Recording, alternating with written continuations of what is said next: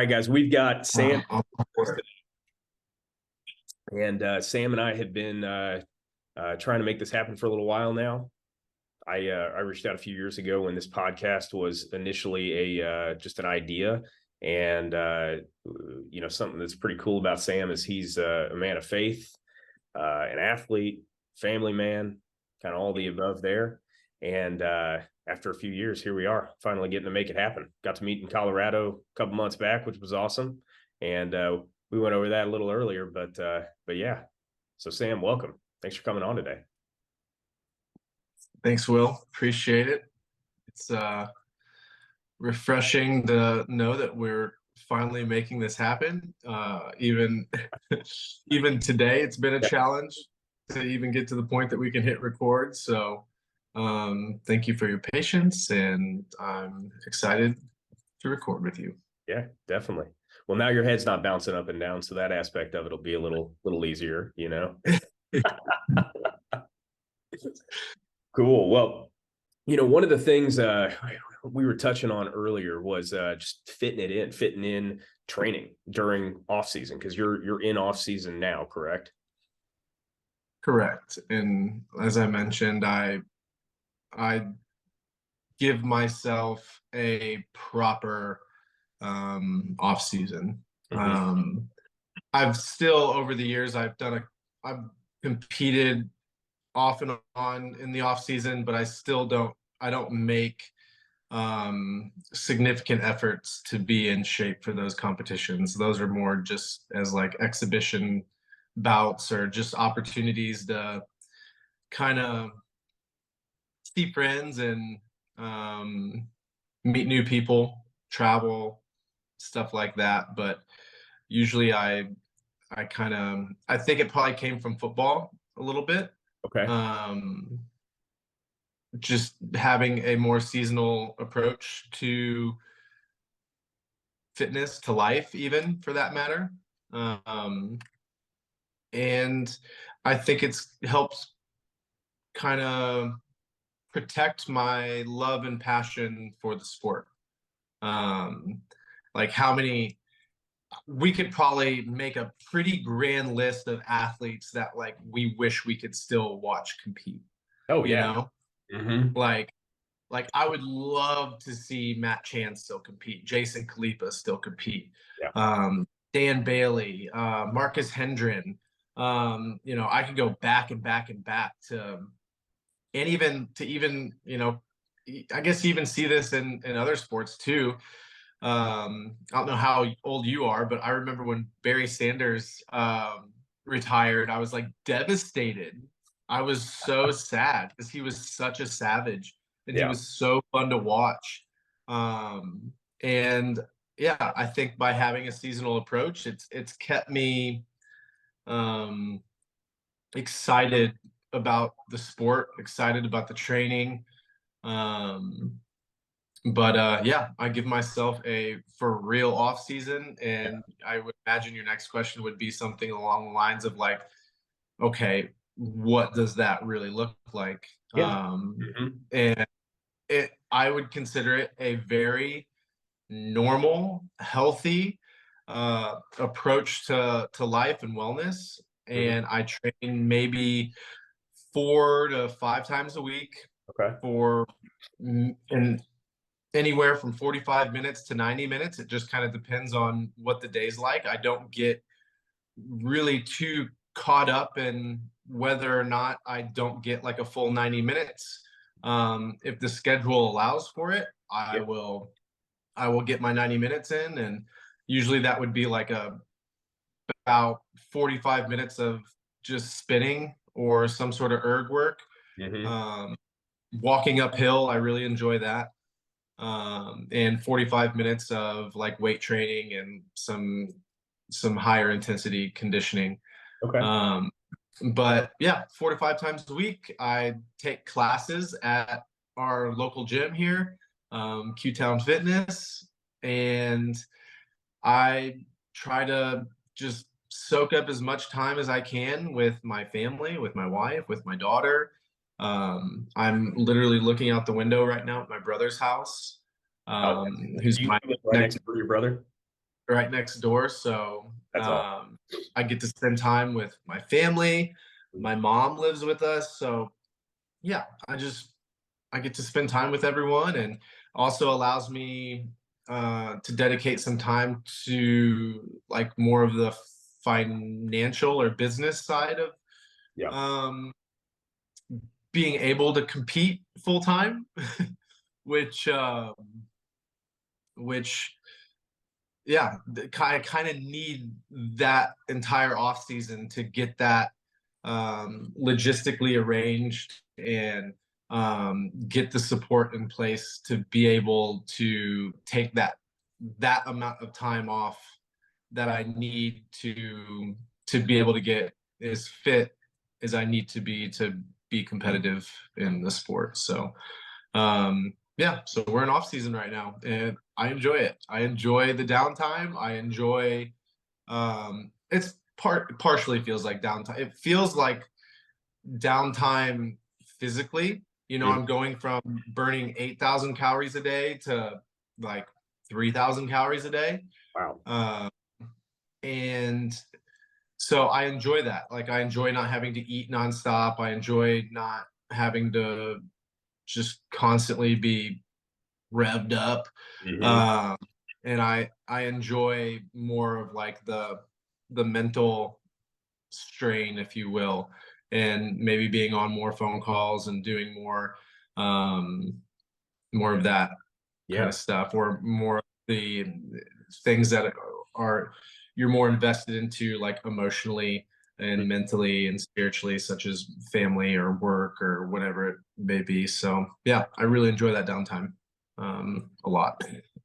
You did an Ironman recently too, right? Like, Yeah, that you're not making me look good in regards to saying that I'm obedient to my downtime. Yeah, yeah, fair I did a enough. half Iron, which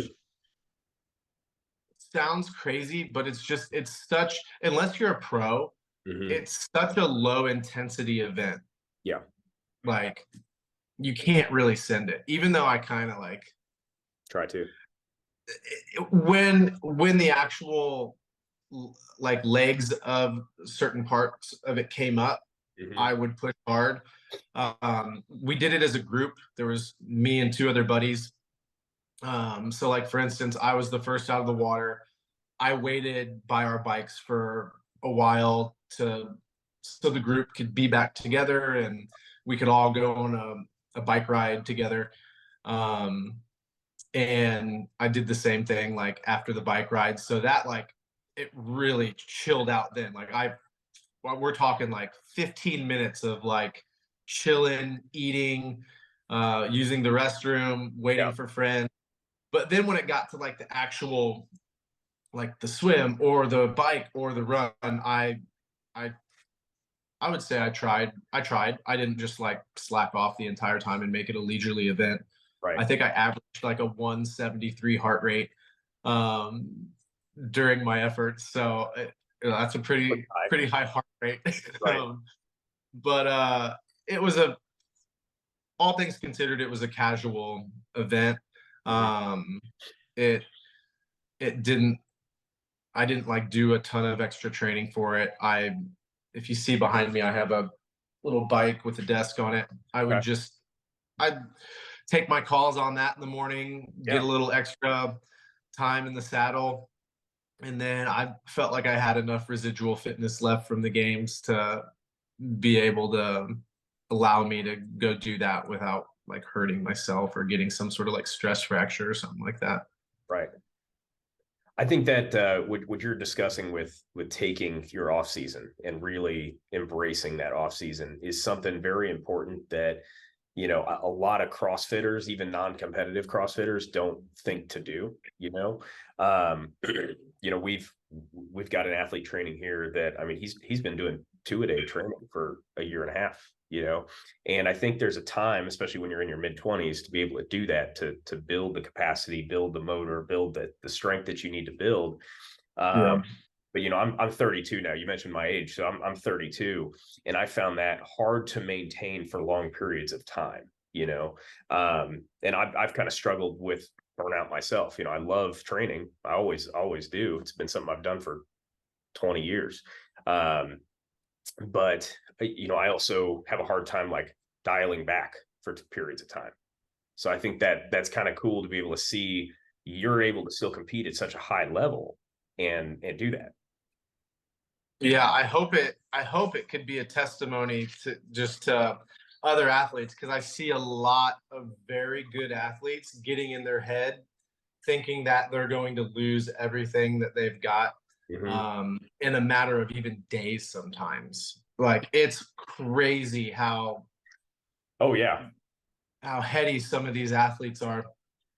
Um, and and I would imagine we're probably going to see more and more of that being problematic in regards to athletes not being able to handle the mental rigor of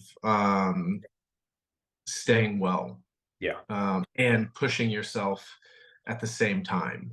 Mm-hmm. Uh, there's an art to it, and I think coming up in team sports and seasonal sports and things of that nature, comparatively to athletes now that are just getting into year-round CrossFit. And we're seeing athletes. I actually even just got off the phone not too long ago with a young athlete, games athlete, who's struggling mentally, who's struggling hormonally, and it's obviously public information in regards to some of the younger athletes that have needed to step away, which is incredible. I'm not talking bad about anything right now. Yeah.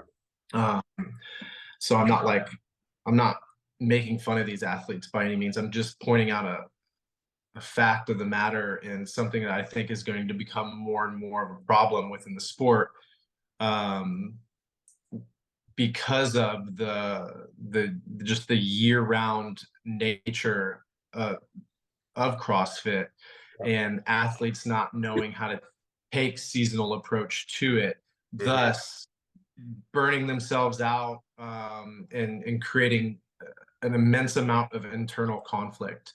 And when I say internal conflict, I mean physically, mentally, spiritually, Yeah. um, all the above. The body definitely keeps score, and it's integrated into one kind of thing. So if the body is being challenged or stressed, then also will the mind and the spirit. Similarly to, like, if the mind was in extreme anguish, it's going to take a physical toll on you. Everyone's experienced this, right? Maybe the loss of a loved one, and you've wept for hours, and you've been highly emotional. You're exhausted after that. Oh yeah. You're physically exhausted. You have a headache. You feel weak, and that's an extreme example. But if you have continual, um, and chronic, even low doses of that Mm-hmm. coming at you, no different than just training with weights or conditioning. Even low doses of it over time can become problematic. You can hurt yourself. You can burn yourself out. um, it doesn't always have to be high dose material to jack you up.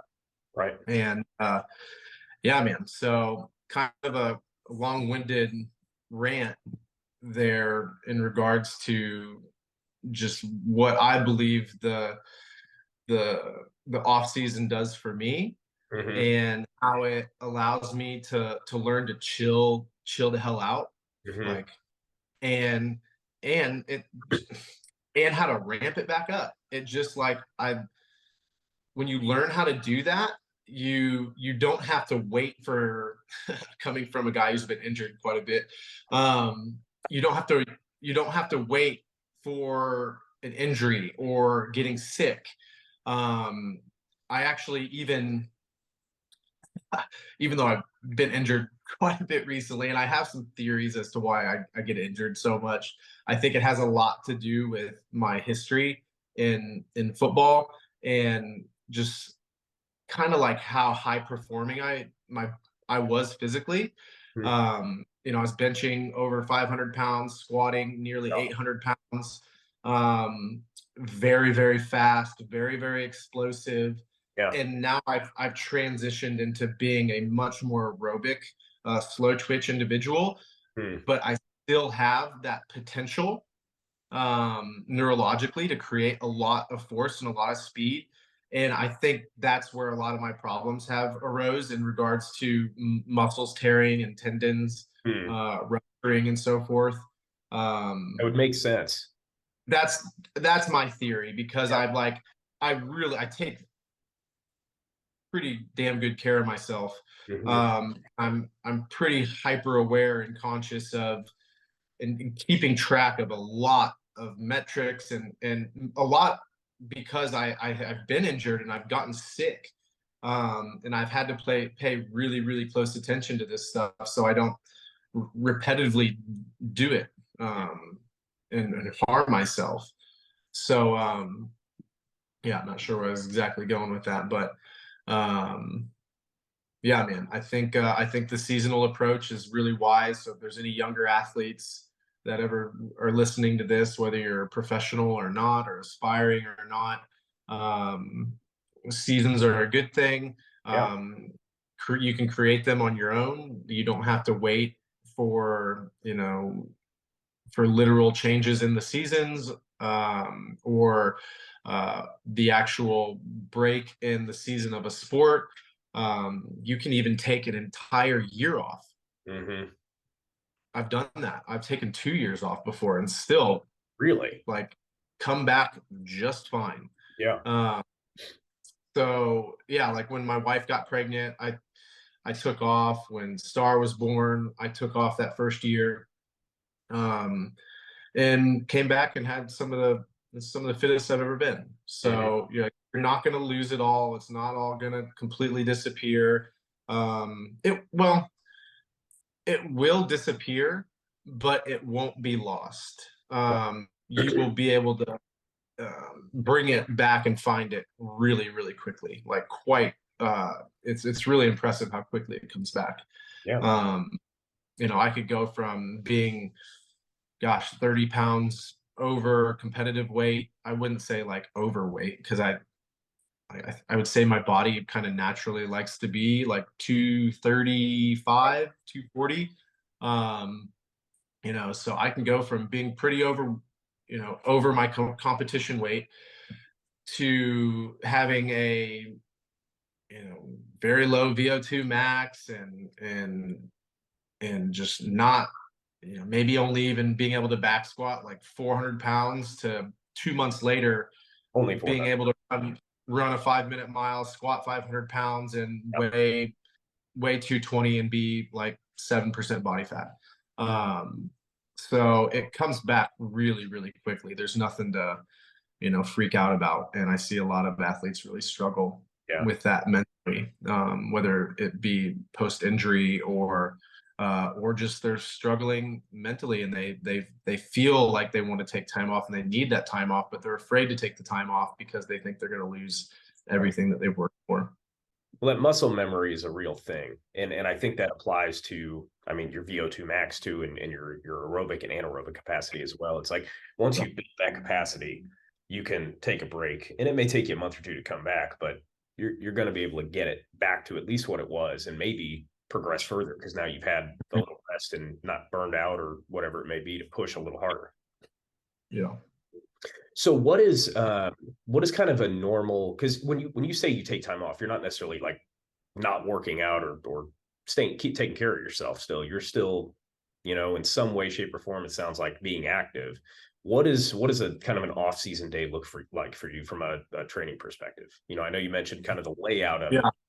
it. What does that look Yeah. It's about 5,000 calories less of work. like? Um, so 2,000 I, calories a ton. it's just a lot less work. I'll still push it in workouts and send it pretty hard if it's appropriate and relative to that type of workout. Mhm. But I'm only training once a day, and like I said, it may only be 45 minutes and if I'm lucky, I can get 90 minutes in. Okay. Um, Nutritionally, similarly to those coincide. So the caloric output and input and yada yada, those are, you can just imagine. So because I'm not um, working 5,000 calories, I don't need to put the 5,000 calories back in. Mhm. So nutritionally, I don't eat as much. Um, I eat 2 to 3 meals a day. Um, I tend to back off carbs quite a bit in my off season. Okay. Um, and so I'm much higher fat. Protein stays about the same. Carbs, starchy carbs almost go away. I eat a lot more like just fruit, Mhm. and that seems to be sufficient in having enough sugar in the tank. Yeah. Um, to one, so that my body's not, I don't want to lose like my the way my body's able to respond to carbohydrates and utilize them. Um, so I think it's important to still kind of keep them in and have them regularly and just kind of help with managing your blood sugar and your sensitivities to that.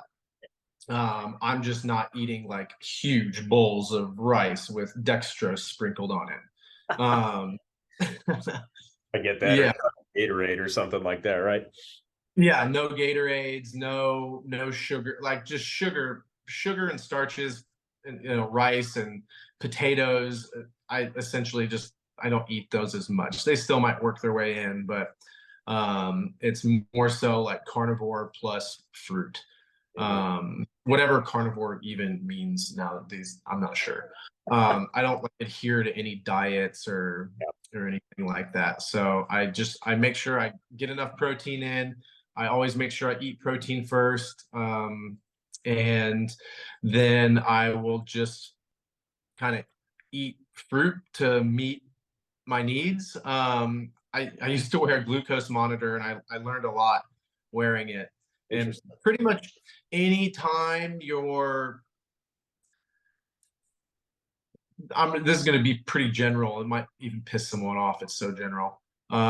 If you're sad, if you're unmotivated, if you're cranky, if you're tired, whatever, like if you just don't feel good and like yourself, you probably need some sugar. Mhm. Now, how you put that back in the tank is really important, Right. and type of sugar. I'm saying that generally as well. I don't necessarily mean like powdered sugar, but it's not. I'm not excluding that either. um, so, um, gosh, what was I saying with that? The glucose monitor and Yeah, so being able. the glucose monitor taught me quite a bit of and helped me correlate my my mood to my caloric needs. Mhm. Um, and I'll hit my proteins, and then I will just um, manage my carbohydrate intake with fruit throughout the day based off of my feelings, if you will. So if I'm feeling a little tired and I've hit my protein, I will go eat an apple or a banana.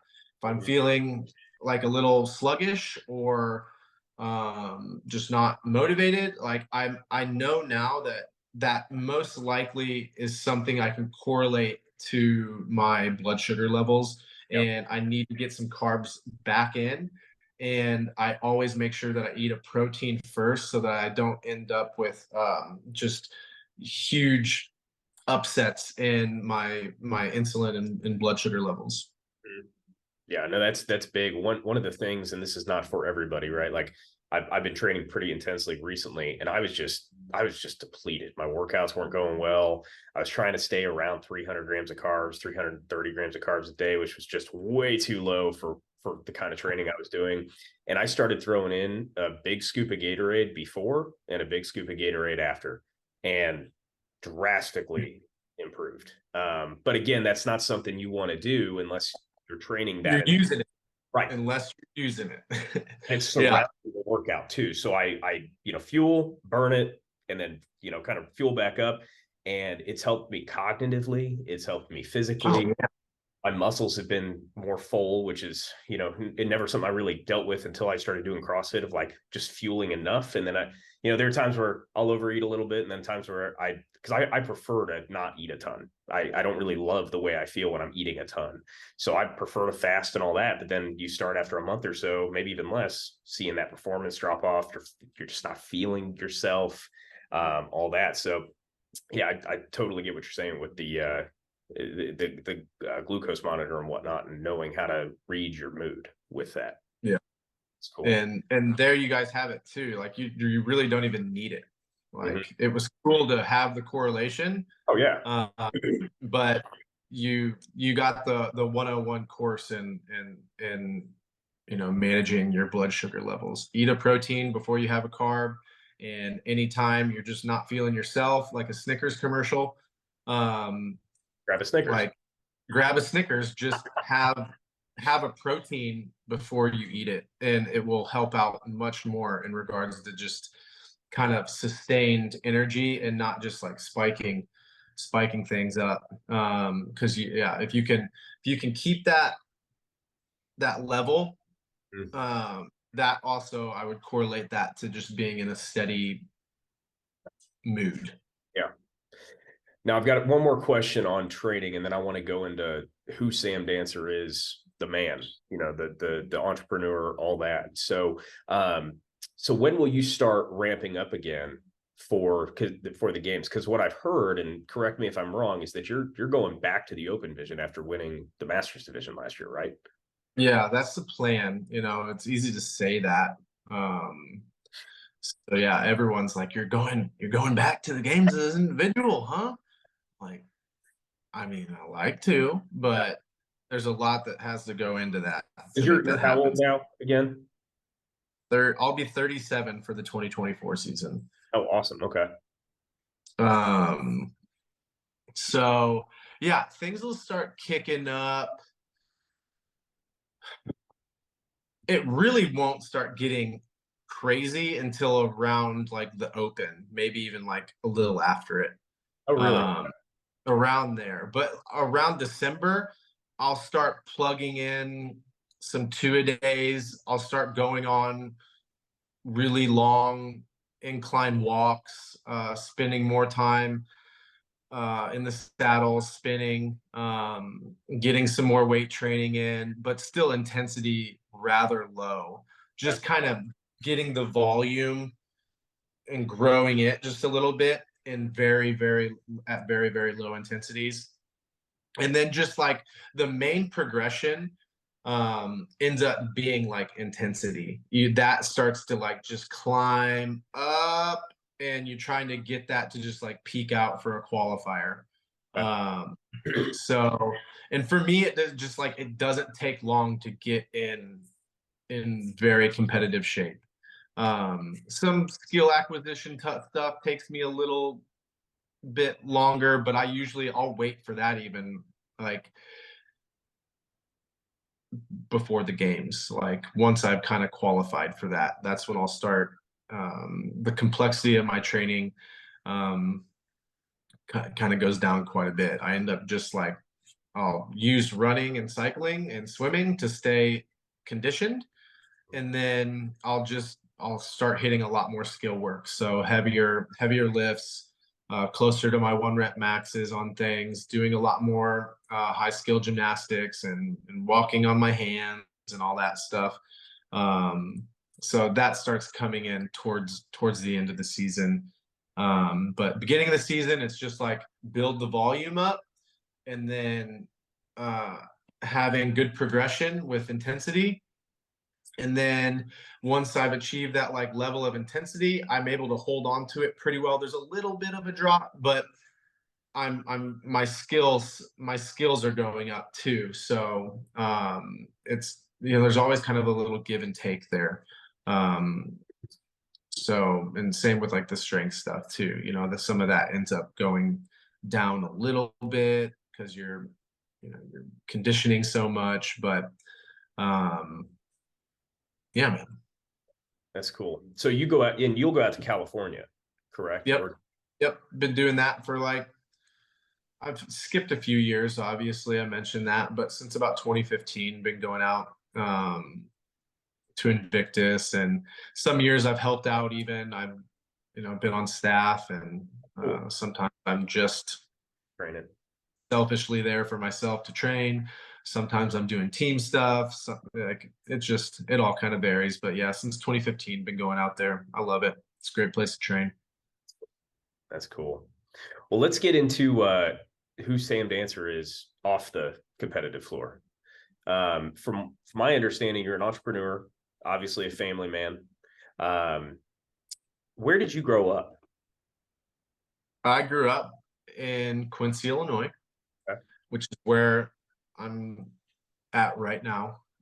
This is my hometown. Raised here my entire life. Went to school not too far from here in college school. I went to high school here, obviously, and then I went to Western Illinois University in Macomb, which is like an hour down the street. And then after that, got married to Jenny, my wife.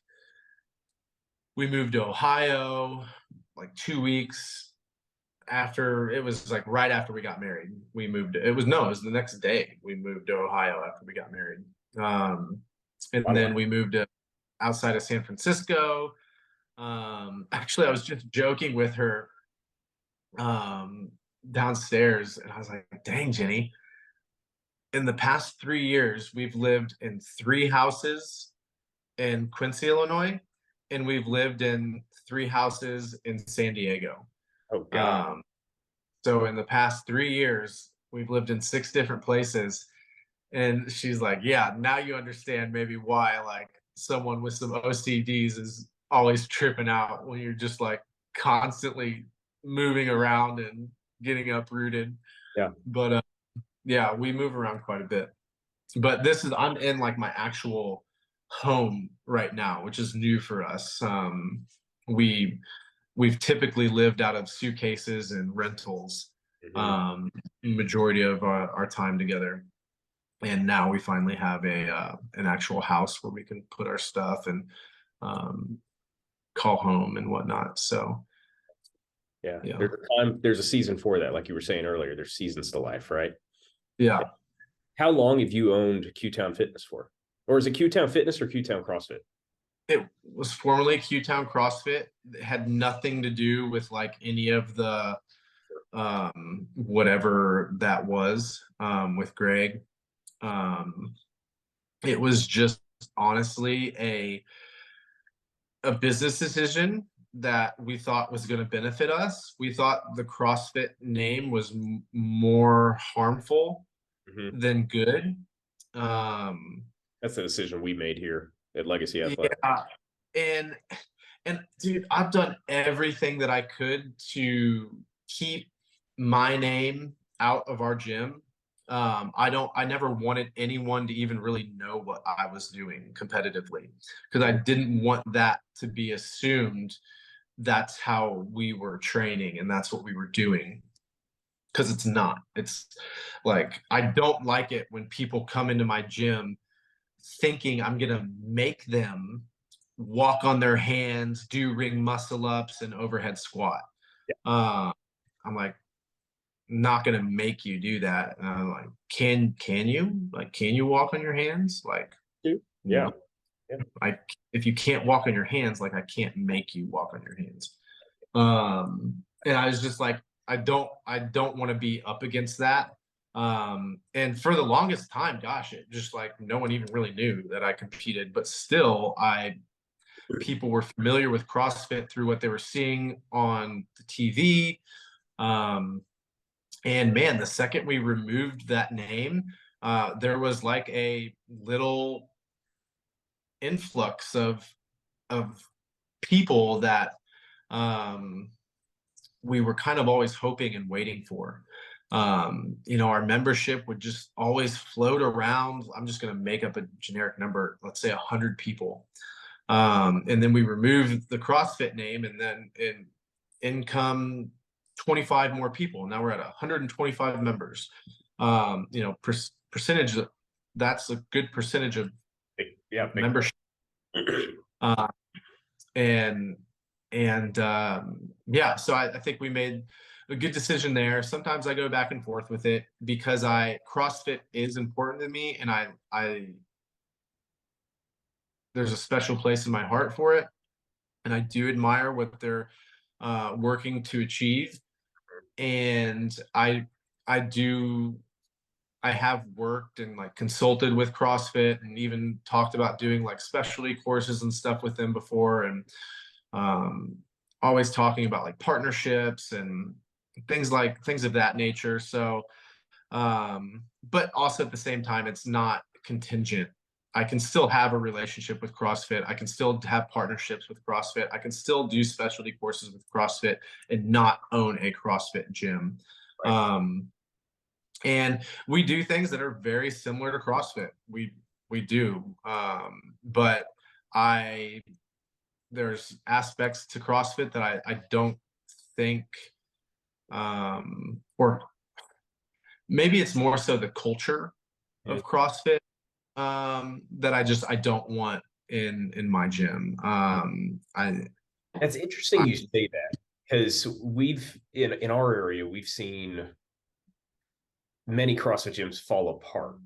CrossFit gyms, right? And I think one of the interesting things that I see is, one, people correlate the CrossFit name with the sport, not necessarily what CrossFit was originally intended for, which was health and fitness, right? But then I think, there's something to that where the CrossFit community is incredible, but kind of like what you're saying, not having that certain culture in the gym. I'm curious what your thoughts are on that. Yeah, it's tough, dude, because there's a lot of great things about the culture, about the attitudes, about the mindset, about the training and the sport and all these things. There's a lot of great things to it. But I feel like even though it's special and it's done amazing things, I feel like it's done some harm. Even just something as simple as like the leaderboard. Yeah. The leaderboard, scoring workouts. Does that make workouts more intense? 100%. Definitely makes people try harder, for sure. Now, is that always a good thing? I would argue that it's not. I would say that there's days that you need to not be competitive, and you need to chill out, and you need to just go at a pace that is nourishing to you. And there's also just movements and stuff within CrossFit. Like I don't really program like kipping handstand push-ups in my gym. I don't want people compressing their neck on the floor. So like if you can't do a strict handstand push-up, like you're probably just going to be doing normal push-ups in my gym, or like some strict presses or something like that. And I don't do a ton of like super complex barbell stuff. Do a lot more dumbbell work. And like I just don't think that most people need to be snatching a barbell. Very risky. And, Yeah. And yeah, so just stuff like that, dude. Even the leaderboards even cause some issues for us, you know, Well, with just you people become fixated on it, to the point that they might cheat, they will shorten or shave ranges of motion, just for a score, and that's not cool to me. So yeah, I mean, I could go into all the nuances about it, but it's just, and because there's issues when you completely remove all that stuff too. Like, for instance, because I've because I've I didn't want that type of attitude and mindset and culture in my gym, where people are getting uber competitive and pushing it too hard and slamming their heads into the ground. And I just wanted people to move to feel good. And I allowed for a lot of freedom in that area. Mhm. Um, People, generally speaking, if you give them the freedom to move however they want to move, they're going to err most often than not on the side of caution, and they're not going to push themselves too hard. So cool, the scoring and the leaderboard pushes people, you remove that, and now all of a sudden people don't push themselves. So it's There's a balance. there is, and it's a kind of a crapshoot. And I don't know that one's works better than the other. But I have noticed, like, because I chose this side, I'm up against having to constantly encourage people to, like, hey, you can squat at least to, you know, the depth of a toilet. Yeah. Like, that seems reasonable. And you're not. And those conversations are kind of like annoying, but I've created that for myself, and it's my fault. So I would say that I like that better, the approach of not going hard enough or not pushing enough, than pushing too hard, because you can always add more salt. You Right. can always make something saltier, but you can't unsalt it. Like, so I can't uninjure someone.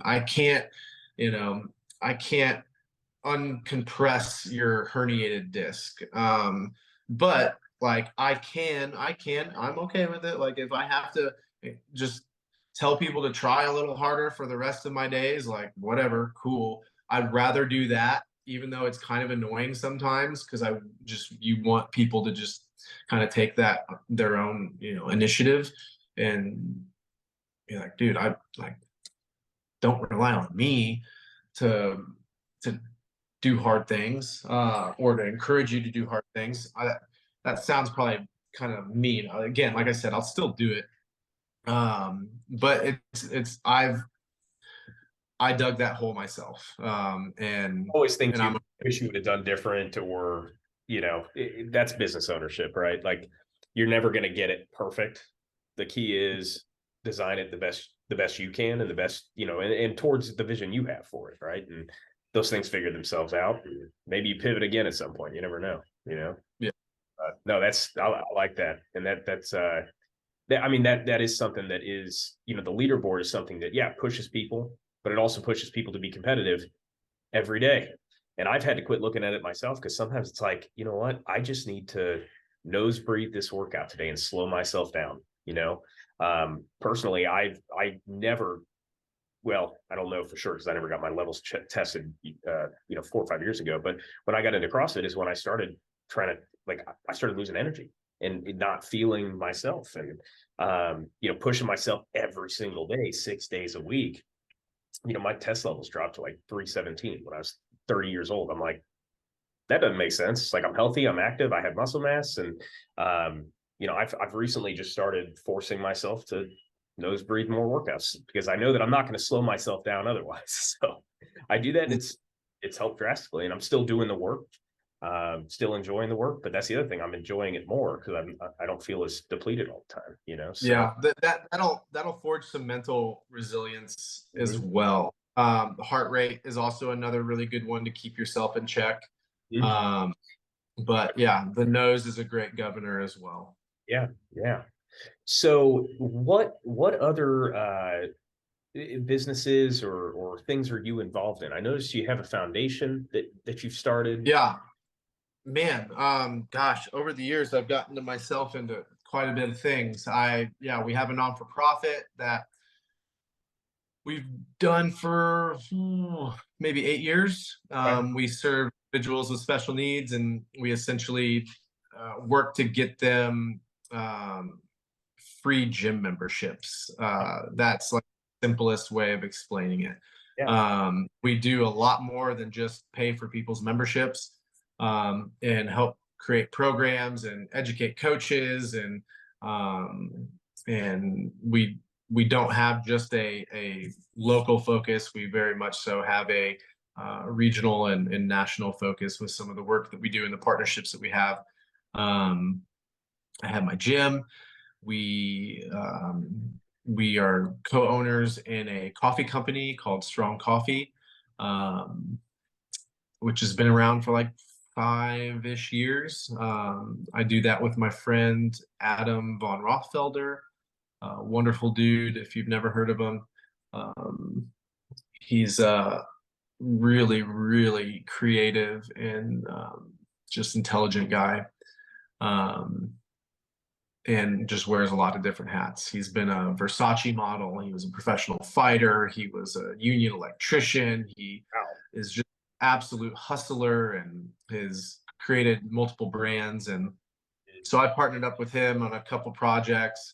I work with companies like Organifi. I work with a company called Vitruvian.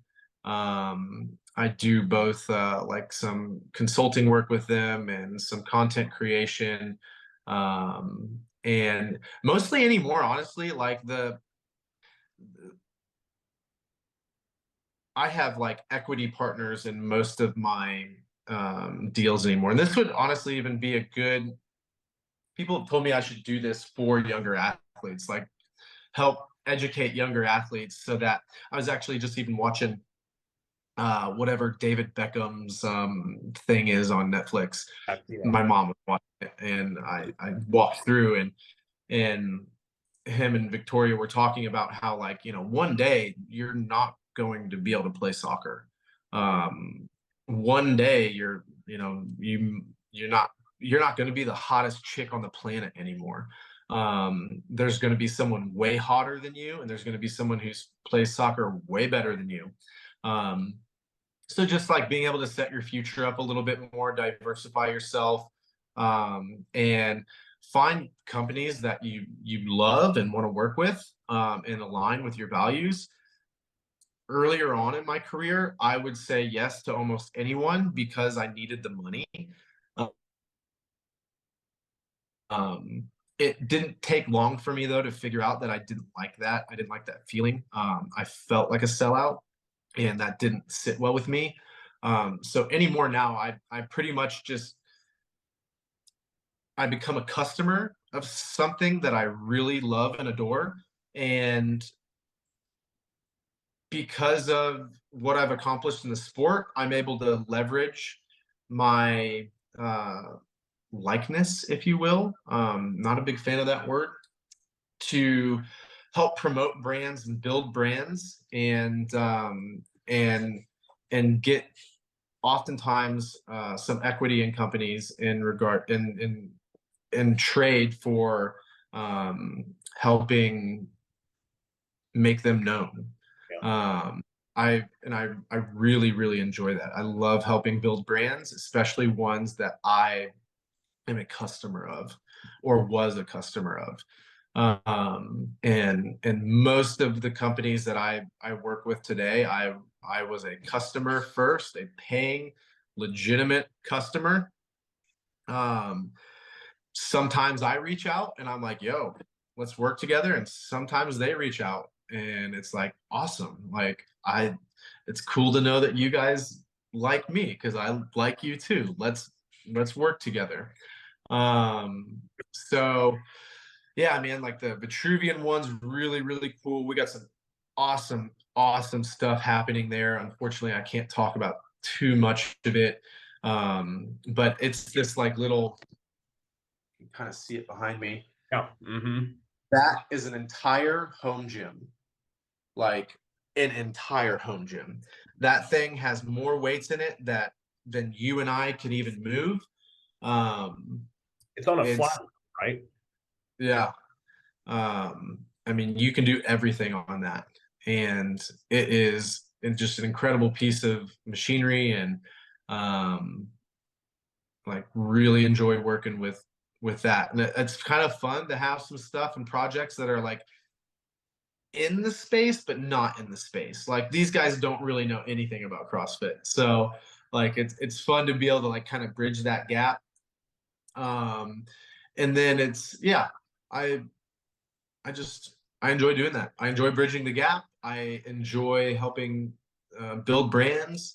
Um, I enjoy partnering with just awesome people who have similar values and want to just do good things for not just themselves but other people. I mean, it's fun to like make something successful and fruitful, but it's probably more badass in my opinion to be able to like just to put good stuff out there that is going to enrich people's lives and uh, improve the quality of their lives and make more freedom and time for them and maybe even help them save money by just replacing a certain, like for instance like our coffee thing. Mm. My wife would go to whatever Starbucks or whatever local coffee shop and spend, $6 to $8 on a drink every single day. And whereas she can, whether we're talking about like some sort of um, powder drink from Organifi or from Strong Coffee, she's able to make and have a similar experience at with higher quality ingredients for half the cost, oftentimes significantly less than even half the cost. I That makes me feel good. I Yeah. like knowing that I'm making something that can replace something someone is already doing, and it's going to be of higher quality, and it's going to save them money, and it's going to save them time. Now all of a sudden she's not waiting in line for a drink, she's not spending twice the amount of money, and she's putting real food ingredients into her body.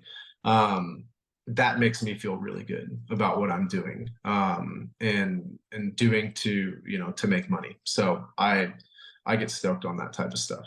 Well, and doing what you love and doing what you believe in, the the Lord provides. That's really all there is to that. I had a a journey of chasing money for quite a while, and faith's always been important to me in my life. But you're young, you're trying to establish yourself, you're trying to figure out what's meaningful in life.